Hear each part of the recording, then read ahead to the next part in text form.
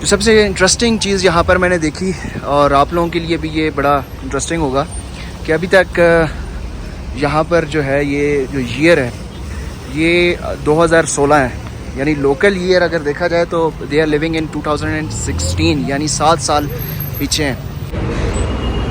अस्सलाम वालेकुम दोस्तों, कैसे हैं आप? खैरियत से हैं? इथियोपिया के दारुल हुकूमत अदीस अबाबा से एक और व्लॉग के साथ हाज़िर खिदमत हूँ।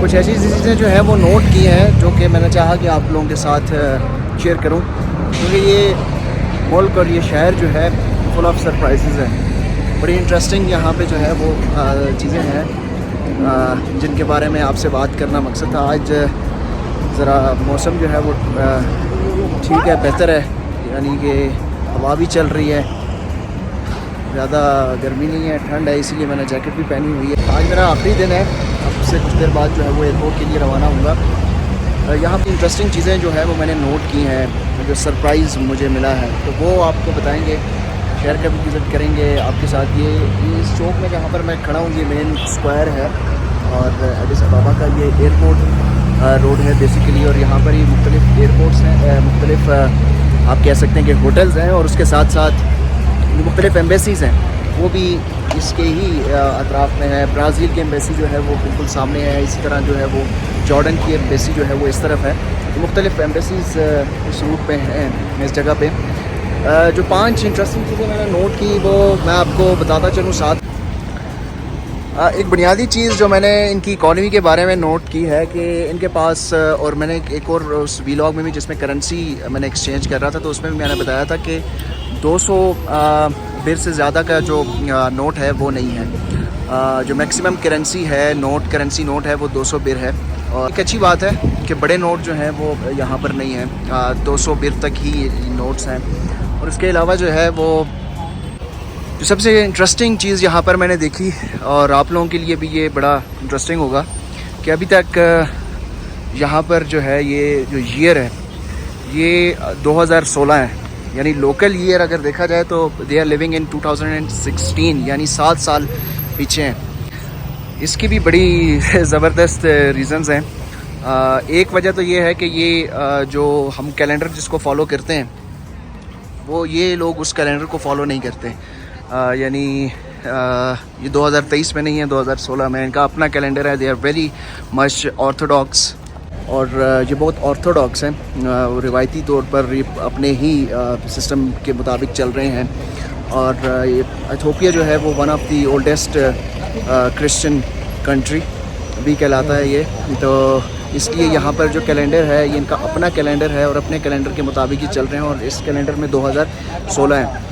और इसकी एक रीज़न ये है कि ये पीछे 2007 साल पीछे क्यों है इनका कैलेंडर इसमें, क्योंकि हमारे जो है वो 12 महीने होते हैं साल में, तो यहाँ पर जो मंथ्स हैं वो 12 मंथ्स हैं, और साथ में 5 दिन इजाफी हैं, यानी 12 महीने और 5 दिन का एक साल बनता है। और कभी कभार ये 5 दिन जो है वो 6 दिन भी हो जाते हैं, तो इसलिए ये 2016 में है। तो और इनका अपना कैलेंडर होता है। अभी अगर डेट है तो डेट भी मंथ वही चलेगा, लेकिन 10, 15, 12 दिन जो है वो डेट पीछे होगी, क्योंकि ये सूरज के मुताबिक और उसके मुताबिक चांद को देखते, सूरज को देखते हुए ये अपना दिन देखते हैं। और कैलेंडर के हवाले से ही एक और इंटरेस्टिंग चीज़ ये है कि इनका जो दिन है वो स्टार्ट होता है 6 बजे से, यानी कि अगर 12 बजे हैं तो घड़ी में अगर 12 बजे हैं रात के, तो ये आपको बताएंगे कि इट्स 6। तो इंटरनेशनली अगर देखा जाए तो ये GMT +3 है, यानी पाकिस्तान से 2 घंटे का फ़र्क है, 2 घंटे पीछे है पाकिस्तान से टाइम के मुताबिक। लेकिन ये टाइम में भी GMT को फॉलो नहीं करते, टाइम भी इनका अपना है। इंटरनेशनली अगर कोई फ़्लाइट है या इंटरनेशनली यहाँ पर जो टूरिस्ट हैं वो उसी टाइम को फॉलो करेंगे, सारा एम्बेसीज़ में भी वही टाइम होगा, यानी 8 in the morning। बट अगर 8 in the morning है तो इनकी घड़ियों में वो 4 बजे हैं। तो ये एक बड़ी इंटरेस्टिंग चीज़ है जो मुझे लगी है। चौथी बात जो मैंने देखा है यहाँ पर जो यंग जनरेशन है इनकी, मैं उनसे बड़ा इम्प्रेस हुआ हूँ। मतलब मैं नहीं समझता था कि यहाँ पर इतना डिसिप्लिन होगा, जस्ट लाइक एशिया। लेकिन मैंने देखा कि जब ये बस स्टॉप्स पे खड़े होते हैं, किसी बस का इंतज़ार करते हैं, तो सारे तमाम जो है वो एक क्यू में खड़े होंगे और इंतज़ार करेंगे अपनी बारी का, और उसके बाद जो है वो बस पे सवार होंगे। हब्बड़ जबड़ नहीं होगी। हालांकि यहाँ पर जो लोकल ट्रांसपोर्ट है उसकी हालत इतनी अच्छी नहीं है, वो कि मेट्रो भी चल रही है, और मेट्रो के साथ साथ जो है वो मेट्रो के अलावा यहाँ पर जो लोकल हाईएस्ट बसेस हैं वो भी चल रही हैं। जहाँ पर मेट्रो नहीं पहुँचती तो वहाँ लोकल हाईएस्ट बसेस चलती हैं, लेकिन स्टिल जो हाईएस्ट हैं उनकी हालत भी इतनी अच्छी नहीं है। लेकिन उसके बावजूद जो लोग हैं वो अपनी बारी का इंतज़ार करेंगे।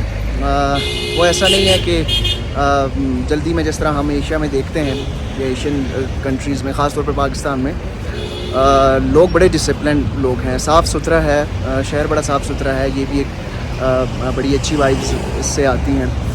और एक और इंटरेस्टिंग चीज़ जो मैंने यहाँ पर देखी है, हाँ, मुझे ये पता चला है कि यहाँ पर एडिस अबाबा में जो मोटरसाइकिल्स हैं वो अलाउ नहीं है। और इसकी एक रीज़न ये है कि यहाँ पर जो लोग हैं, यहाँ पर जो स्नैचिंग की वारदात की, जो snatching, mobile snatching, bag snatching, purse snatching, इस तरह की बहुत ज़्यादा राइज पे थी एक्टिविटीज़। उसके बाद यहाँ पर गवर्नमेंट ने ये फ़ैसला किया है कि बिल्कुल जो बाइक्स हैं शहर के अंदर उसके ऊपर बंद कर दें, क्योंकि जितने भी स्नैचेस थे वो बाइक्स यूज़ करते थे। तो इन्होंने बिल्कुल स्नैचिंग को रोकने के लिए बिल्कुल ही बाइक्स, मोटर बाइक्स को जो है वो बैन कर दिया है। हाँ, कुछ ऐसी सर्विसेज जिस तरह कुरियर सर्विसेज हैं या इस तरह की सर्विसेज जहाँ पे बाइक्स अलाउ होनी चाहिए, उनको ये अलाउ करते हैं। आम पैसेंजर, लोकल बंदा जो है वो बाइक्स यहाँ पर यूज़ नहीं करेगा। एडिस अबाबा की बात हो रही है, तो ये एक बड़ी इंटरेस्टिंग मुझे बात पता चली है कि ये किस तरीके से क्राइम को कंट्रोल करने के लिए ये अनऑर्थोडॉक्स तरीके से, आउट ऑफ द बॉक्स सोच कर इन्होंने बिल्कुल उसके ऊपर भी पाबंदी लगा दी। हाँ, साथ ज़ाहिर है इसमें थोड़ा सा मुझे लगता है कि शायद जो लोकल कम्यूट है उनको प्रॉब्लम होगी, लेकिन ये आप देख सकते हैं कि बसेस जा रही हैं, तो इट मीन्स के यहाँ पर लोकल ट्रांसपोर्ट का भी कल्चर अच्छा है। जो अंडर डेवलप्ड कंट्रीज़ होती हैं वहाँ पर ख़वातीन जो है उनको एक मखसूस सेगमेंटाइज़ कर दिया जाता है, मखसूस शोबों में जो है वो काम कर सकती है। लेकिन यहाँ पर मैंने देखा है कि ख़वातीन जो है वो कॉफ़ी शॉप्स भी चला रही हैं, जो छोटे छोटे स्टॉल्स होते हैं मुख्तलिफ़ इलाकों में वो भी चला रही होती हैं, बिज़नेस भी कर रही हैं, ऑफिसेज में भी हैं, होटल्स में भी हैं, रेस्टोरेंट्स में भी हैं, कॉफ़ी शॉप्स में भी हैं, अपना बिज़नेस भी कर रही हैं। तो ख़वातीन इक्वली यहाँ पर कंट्रीब्यूट कर रही हैं मर्दों के साथ अपनी सोसाइटी में, जो कि बहुत अच्छी बात है। और आई एम श्योर कि जिस तरीके से टूरिज़म को यहाँ पर डेवलप किया जा रहा है पिछले 2-3 सालों से, यहाँ पर टूरिज़म को भी बहुत डेवलप किया जा रहा है। और अब नज़र आ रहा है कि इस मुल्क के अंदर काफ़ी ज़्यादा पोटेंशियल है, क्योंकि Ethiopia is one of the fastest growing economy in Africa. आपको बताते हैं कि फ्रूट शॉप जो हैं उसमें भी आपको दिखाते हैं कि मुख्तलिफ़ फ्रूट्स हैं। ये आप देख सकते हैं, वाटरमेलन, बनानास, और अफ्रीका हो और बनानास वैसे भी इनका एक बड़ा आप कह सकते हैं कि इनकी अपनी ग्रोथ है।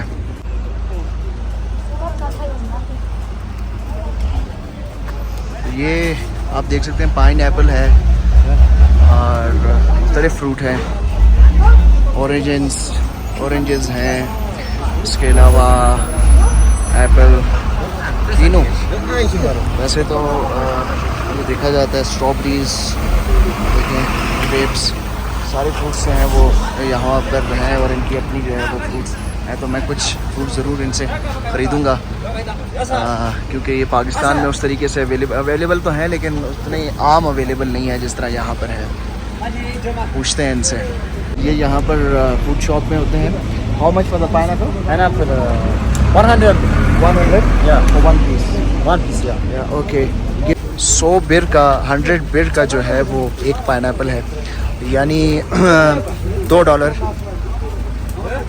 अगर यहाँ की करेंसी को डॉलर में कन्वर्ट करें, और पाकिस्तान के साथ अगर कंपैरिजन करें तो ये तकरीबन 500 रुपये बन जाते हैं।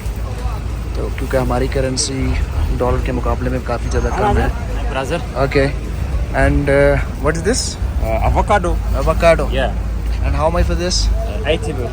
80 baht. Yeah. For 1 kg. 1 kg. Yeah. I'll give it 1 kg. 1 kg.